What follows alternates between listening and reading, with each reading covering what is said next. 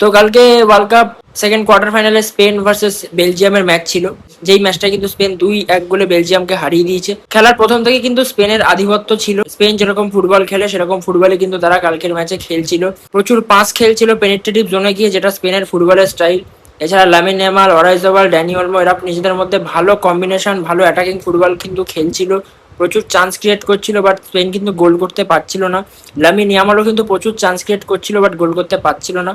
তারপর কিন্তু স্পেন গোল করে দেয়, স্পেন 1-0 করে দেয়, বাট হাফ টাইমের আগে কিন্তু বেলজিয়াম সেটাকে শোধ করে দেয়। বেলজিয়াম কিন্তু লকার রুমে যাওয়ার আগে ম্যাচটাকে 1-1 করে দেয়। সেকেন্ড হাফে পুরোটাই স্পেনের ডমিনেন্স, পুরো খেলাটাই কিন্তু বেলজিয়ামের অর্ধে হচ্ছিল। সেখানে স্পেন কিন্তু প্রচুর চান্স ক্রিয়েট করছিল, প্রচুর সুযোগ ক্রিয়েট করছিল, বাট কিছুতে ফিনিশ হচ্ছিল না। লামিন ইয়ামালও কিন্তু ট্রাই করছিল নিজে গোল করার, সেটাও কিন্তু সাকসেসফুল হচ্ছিল না। কোথাও না কোথাও গিয়ে স্পেনের ফিনিশের অভাব দেখা যাচ্ছিল।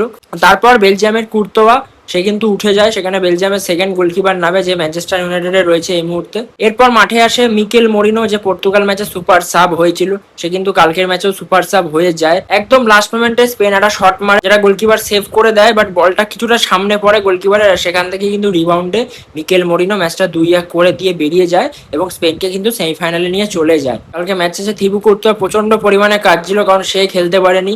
আর সেকেন্ড গোলটার ক্ষেত্রে কিন্তু কোনো এক্সপিরিয়েন্স গোলকিপার থাকলে হয়তো গোলটা হতো না। তো যাই হোক, এই খেলার সুবাদে কিন্তু স্পেন নেক্সট রাউন্ডে অর্থাৎ সেমিফাইনালে চলে গেল। সেমিফাইনালটা দারুণ খেলা হবে, ফ্রান্স ভার্সেস স্পেন। আর আমার তো মনে হয় ওয়ার্ল্ড কাপের এটাই হয়তো অ্যাকচুয়াল ফাইনাল হতে পারে, মানে স্পেন ভার্সেস ফ্রান্স।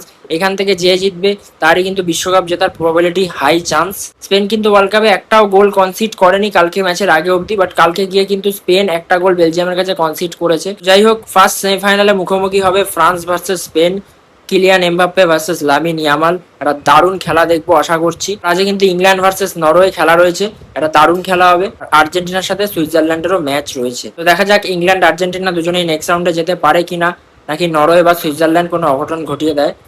চোখ রাখো বিশ্বকাপের দিকে, চোখ রাখো আজকে খেলাগুলোর দিকে।